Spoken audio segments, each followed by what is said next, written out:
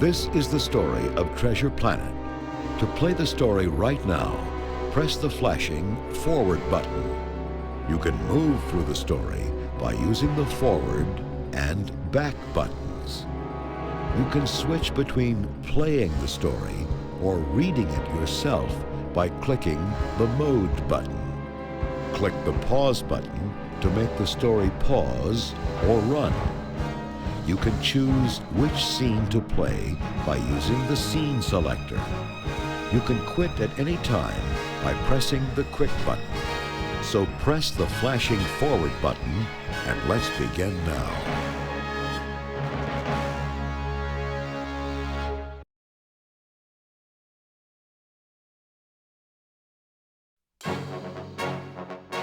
From the time he was a young boy, Jim Hawkins dreamed of Treasure Planet.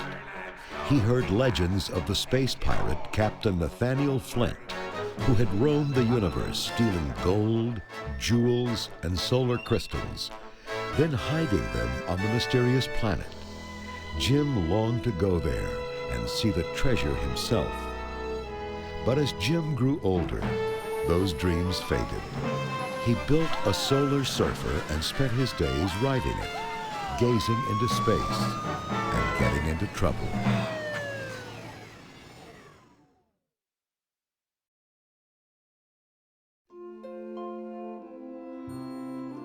Jim lived with his mother, Sarah, who struggled to make a living as owner of the Benbow Inn.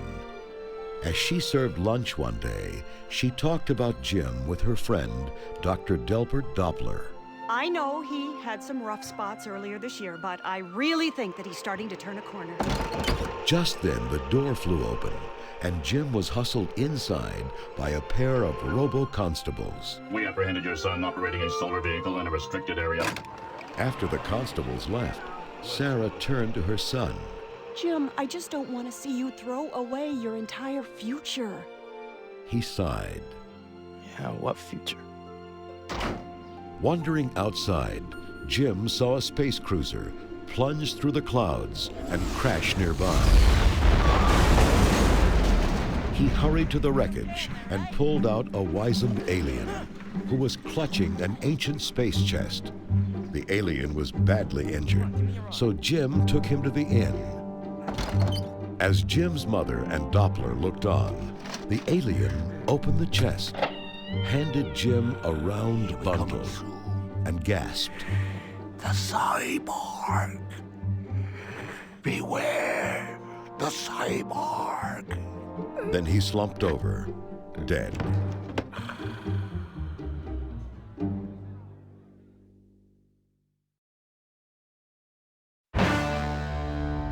A low rumbling filled the inn.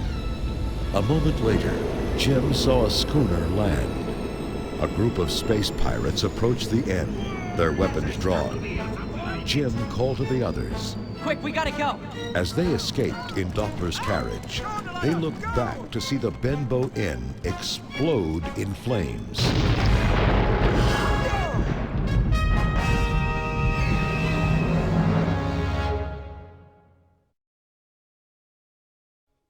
At Doppler's estate, Jim unwrapped the bundle to reveal a gleaming sphere with strange markings. It began to glow, projecting a 3D map of stars and planets. Doppler pointed. That's the Magellanic Cloud, the Coral Galaxy. Wait, what's this? What's this? Why, it's... Jim grinned. Treasure Planet. Mom, this is it. With that treasure, we could rebuild the Benbow 100 times over. Delbert, would you please explain how ridiculous this is? Doppler agreed. It's totally preposterous. That's why I'm going with you. Doppler hired a ship called the RLS Legacy. A few days later, he and Jim went on board, where they met the first officer and crew. As Jim and Doppler watched, a cat-like creature descended from the rigging.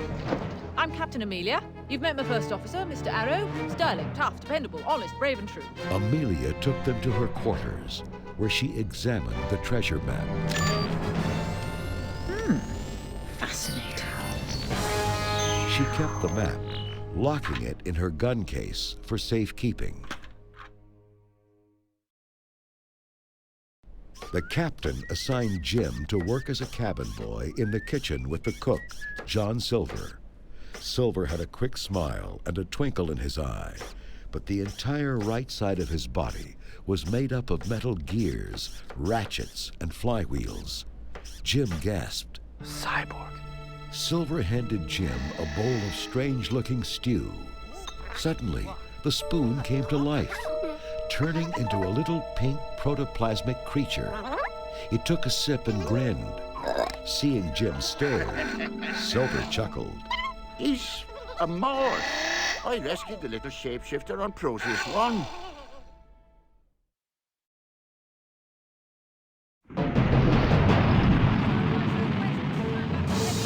The Legacy set sail for Treasure Planet. Jim, assigned to mop the deck, couldn't help gaping at the crew. Onus, Oxymoron, Birdbrain, and a spider-like skulker named Scroop, who frowned at Jim. Cabin boys should learn to mind their own business.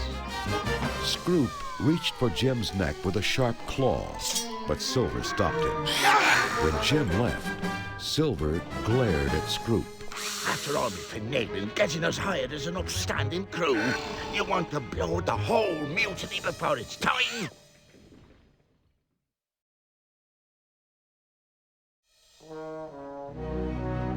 Over the next few weeks, Jim spent hours working beside Silver.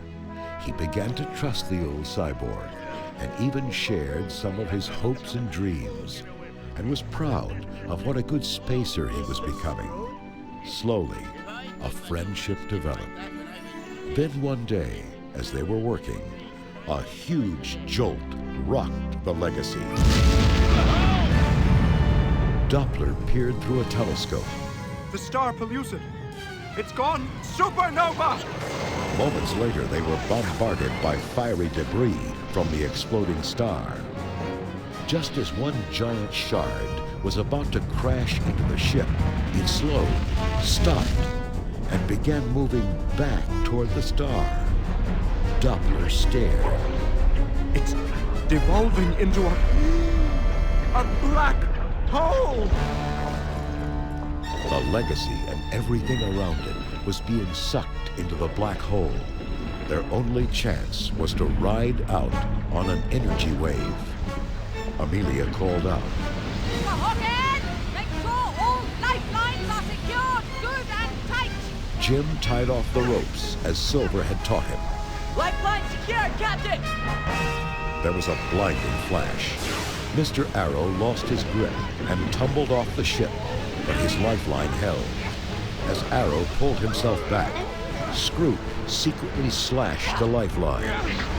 The Legacy rode the energy wave to safety, but Arrow disappeared into the void.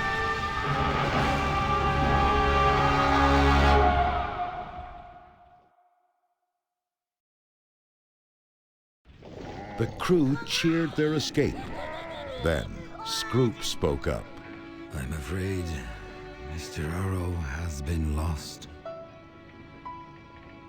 His lifeline was not secured. Jim could hardly believe it. No, I checked them all. He fled to the rigging, where later that night, Silver found him all alone, gazing at the stars.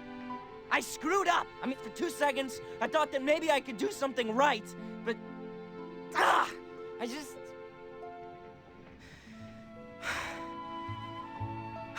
forget it. Silver knew Scroop was responsible, but he couldn't tell Jim. Now, you listen to me, James Hawkins. You got the makings of greatness in you. Stick to it, no matter the squalls.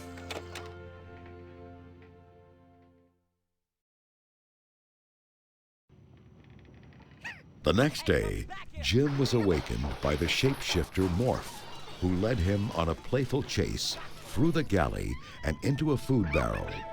Before Jim could climb out, he heard Scroop discussing plans for a mutiny with John Silver. Jim was stunned. Scroop chided Silver. It's that boy. Methinks you have a soft spot for him. Silver couldn't let the pirates know he liked Jim. I care about one thing and one thing only. Flint's throne. Just then, a cry rang out on deck. Treasure Planet was straight ahead. While the other pirates ran on deck, Silver saw Jim slip out and head for the captain's quarters. Blast it all. Realizing Jim must have heard their plans, Silver transformed his arm into a sword and barked out orders to the crew. Change in plan, lads! We move now! They broke down the captain's door but found the room empty. Amelia and Doppler were racing to a longboat, hoping to escape. Jim grabbed the map, joined them in the boat, and they blasted off for Treasure Planet. As they approached the planet, a laser ball from the Legacy tore through the mainsail. The boat crash-landed onto Treasure Planet, injuring Amelia. Oh, don't fuss. Cup of tea and I'll be right as rain. Jim reached for the treasure map. It melted in his hand, changing into the grinning Morph. Morph, where's the map? Are you serious? It's back on the ship?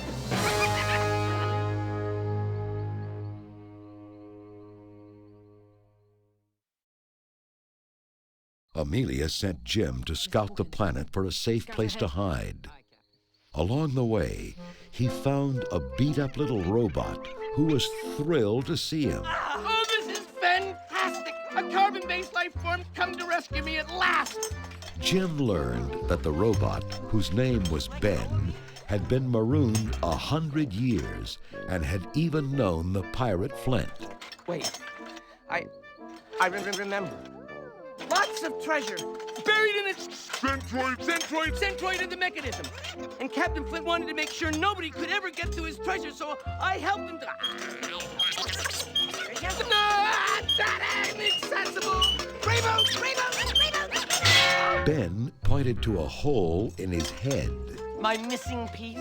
My primary memory circuit? You haven't found it, have you?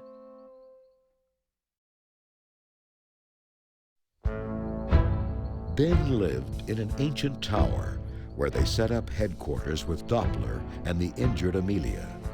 As they settled in, Jim heard laser fire. Silver and his men had found them.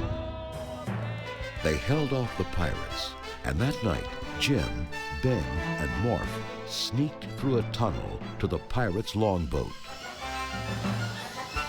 Jim piloted it back to the Legacy, where he turned to Ben. Okay, I'll get the map. You wait here. Roger, Jimmy. All neutralized laser cannons. Start! Ben rattled off to the control room before Jim could stop him. Jim found the map, but as he picked it up, he saw Scroop lurking nearby. Cabin boy. Scroop brandished his claw like a switchblade. As he was about to strike, the ship went dark. Ben had thrown the wrong switch on the control panel. Whoops! Okay, don't panic. Ben threw another switch. This has gotta be cannons. Ben floated off the deck. He had shut off the ship's gravity. Above deck, Scroop slashed at Jim and missed. With no gravity, he tumbled overboard and disappeared into deep space.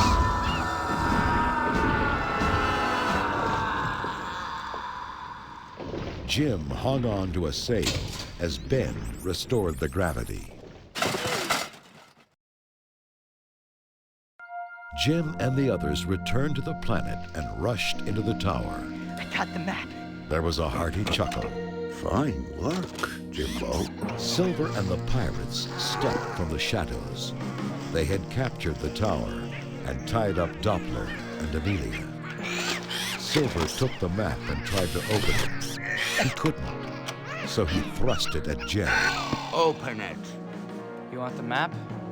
You're taking me, too. Silver nodded. We'll take 'em all. The map led them to a rocky cliff where Jim noticed the same strange markings he had seen on the map. Matching up the markings, he pressed the map into the cliff, and it clicked into place. Suddenly, beams of energy shot through the air, and a 100-foot triangle opened in front of them. Between them was a control panel that was a map of the universe. They peered through the portal and saw the Lagoon Nebula halfway across the galaxy. Jim grinned. So that's how Flint did it. He used his portal to roam the universe, stealing treasure.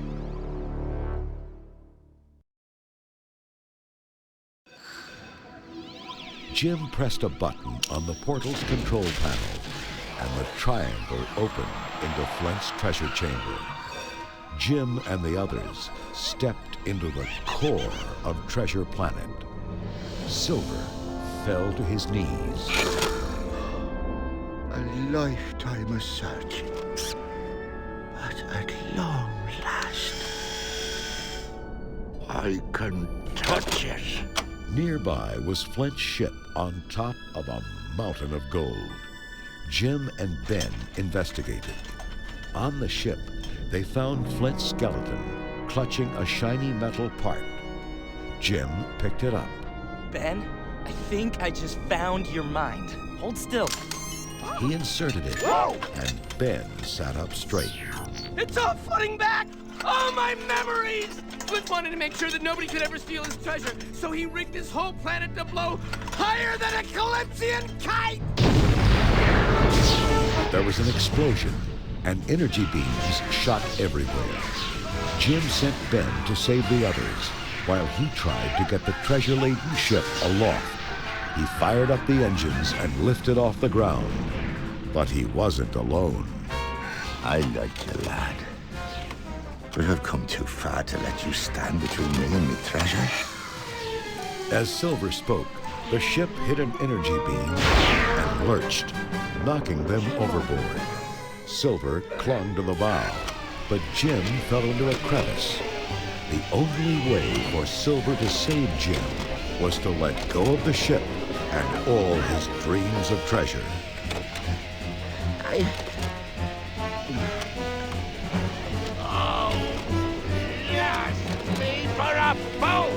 Silver let go, pulling back his young friend, who meant more to him than gold.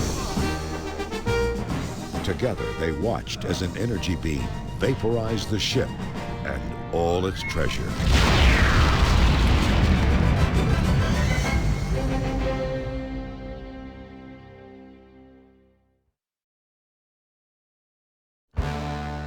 Doppler and Amelia, meanwhile, were tied up on one of the boats.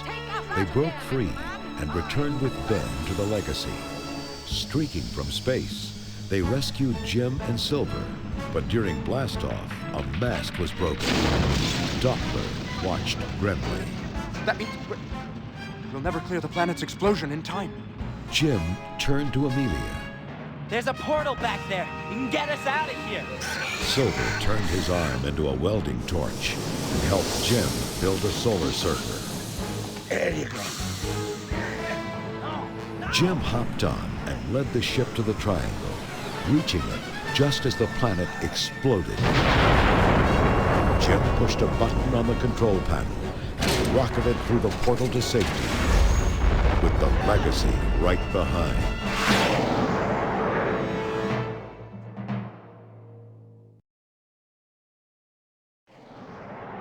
Jim landed on the Legacy, where he was greeted by Amelia. I'd be proud to recommend you to the Interstellar Academy. They could use a man like you. But Silver was missing. Jim found him in the longboat bay with Morph, preparing a boat for escape. What say you ship out with us, lad? Jim just smiled. I met this old cyborg, and he taught me that I could chart my own course. That's what I'm gonna do. Silver proudly looked at Jim.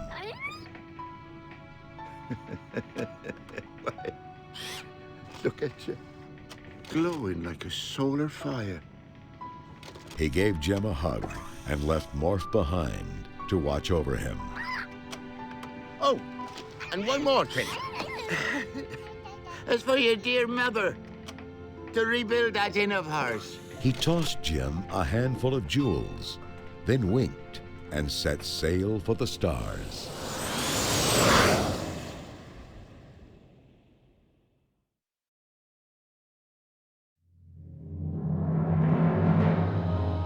Jim returned home and, using Silver's jewels, helped his mother rebuild the Benbow Inn. With Amelia's help, he entered the academy and graduated with honors. Jim Hawkins went on to a proud career in space, but no matter how far he traveled, he never forgot the old cyborg and his parting words. You're something special, Jim. You're going to rattle the stars, you are. Silver had shown him that dreams can come true and that friendship was a treasure greater than all the gold in the galaxy.